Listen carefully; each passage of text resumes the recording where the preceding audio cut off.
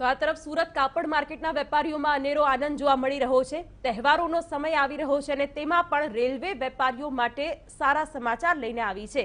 વેપારીઓનો કાપડનો માલ યોગ્ય સમયે પહોંચી જાય તે માટે રેલવે સ્પેશિયલ ટ્રેન શરૂ કરી છે।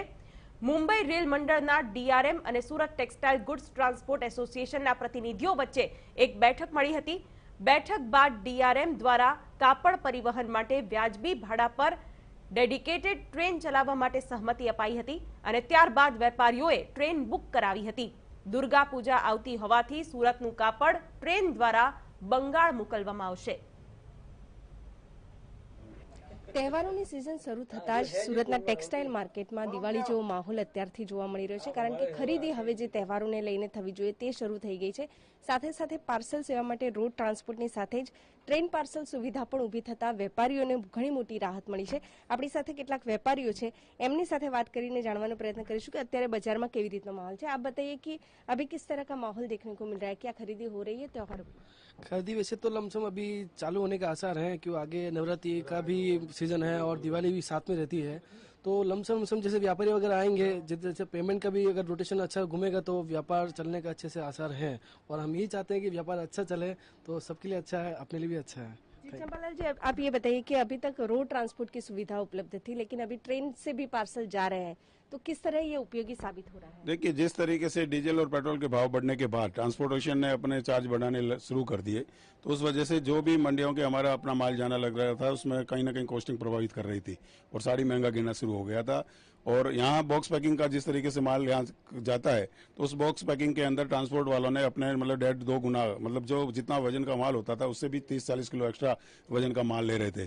तो धीरे धीरे इस चीज को हमने देखना चाहा कि अगर किसी एक गाड़ी के अंदर 200 पार्सल जाने चाहिए तो 130-40 पार्सल के बाद में ट्रांसपोर्टों में जिस तरीके का माल का भराव हो जाता था, तो सीजन के समय वो लोग हमारे डिलीवरी लेना बंद कर देते थे।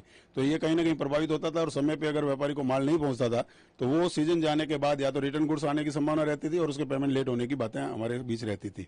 कहीं ना कहीं हम इसका ऑप्शन ढूंढ रहे थे, तो रेलवे ने भी इस बार पिछले साल भर पहले से मेहनत करते आ रहे थे, परंतु पिछले 2 महीने से खूब मेहनत की। डीआरएम वगैरह बार बार आकर के व्यापारियों से मीटिंग करके और उन्होंने हमारे को अवेलेबल करवाया कि हमें डायरेक्ट ट्रेन अलग अलग जगह की आपको जहाँ की चाहिए वहाँ की दीजिए। तो हमारी एसोसिएशन ने भी उनको सपोर्ट किया कि कोई एक ऑप्शन इस तरीके का अगर खड़ा होता है जिसमें रेट भी कम गिरे और समय पे माल पहुंच जाए, ताकि व्यापारी का समय पे माल पहुंच जाए तो बिक जाए, तो कम से कम रिटर्न आने की संभावना या उसका पेमेंट कम से कम श्योर बने। इसके लिए हमने पहला ट्राई चलथान से शालीमार कलकत्ता का करवाया इनसे, तो उसमें 25 बोगी के साथ में पहला कलकत्ता का माल डिलीवरी हुआ। उसको फिर 2 दिन बाद देखा तो ढंग से हुआ। उसके बाद पटना मुजफ्फरपुर का चालू किया। उस डीआरएम ने बार बार आया करके यहाँ पे मेहनत की और व्यापारियों के भी समझ में आने लग गया, क्योंकि यहाँ की ट्रांसपोर्ट जब फुल हो गई तो उन्होंने कहीं ना कहीं ऑप्शन किया। तो पिछले 4 दिन पहले 20 ट्रेन की बुकिंग एक साथ हुई अलग अलग रूट पे। तो मैं ये मानता हूँ कि इसमें आने वाले समय में अगर इस तरीके का माहौल अगर रहता है, क्योंकि रेलवे की कई सुविधाएं ऐसी है जिनमें उनमें अभी भी काफी सुधार करने होंगे, चाहे वेयर हाउस को लेकर के हो, चाहे और भी सिस्टम को लेकर के हो, तो आने वाले दिनों में ये सक्सेस होगा। बिल्कुल। तो एक साथ 20 ट्रेनों बुकिंग जो है ये रेलवे ने मळ्યું છે। आप ये बताइए कि ट्रेन से अभी जो पार्सल जा रहे हैं कितना फायदा आप देख रहे हैं मार्केट को? ये जो अभी चंपालाल लाल जी ने बताया है तो इससे हमारे को बहुत फायदा होगा। और वैसे हमें ये ट्रांसपोर्टों में तो हम इससे परेशान हैं, क्योंकि एक तो रिटर्न माल आता है उसमें डिले माल गुम जाता है तो उसका कोई जवाब नहीं दे रहे हैं। अभी वीआरएल का अभी मेरे साथ ऐसा ही एक पार्सल गुम हुआ है, उसका जवाब नहीं मिल रहा है और वो आनाकानी करते हैं, 30% देंगे, 20% देंगे। और तो उस हिसाब से जो चंपालाल लाल जी ने भी बोला है, तो उस हिसाब से अगर हो तो हमारे मार्केट के लिए बहुत बड़ी खुशी की बात है। और हम यही चाहते हैं कि हम ज़्यादा से ज़्यादा रेलवे में ही हमारा सॉल्यूशन होने वाला है। बिल्कुल। आप ये बताइए कि त्योहार आ रहे हैं, अभी तो कोरोना की वजह से इतना सारा मतलब बाहर के राज्य के व्यापारी जो है सूरत आ नहीं रहे थे, लेकिन अब जो कोरोना कम हुआ है तो किस तरह खरीदी हो रही है त्योहारों को लिए?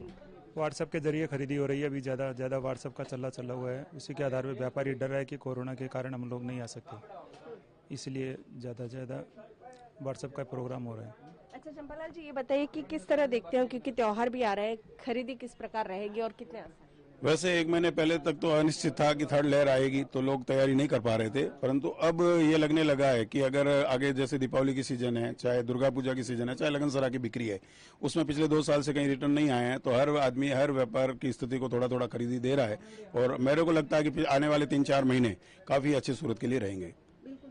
तो રીતે વેપારીઓ જણાવી રહ્યા છે કે તહેવારોની સિઝન આવતા ખરીદી પણ અત્યારે સારી નીકળી છે. સાથે સાથે રેલવે પાર્સલની પણ એક જે સુવિધા છે એ સુરતના કાપડ વેપારને મળતા હવે આ જે ટેક્સટાઇલ માર્કેટ છે એમાં પણ ખરીદીમાં તેજી અત્યારે જોવા મળી રહી છે. કેમેરામેન સલીમ શેખ સાથે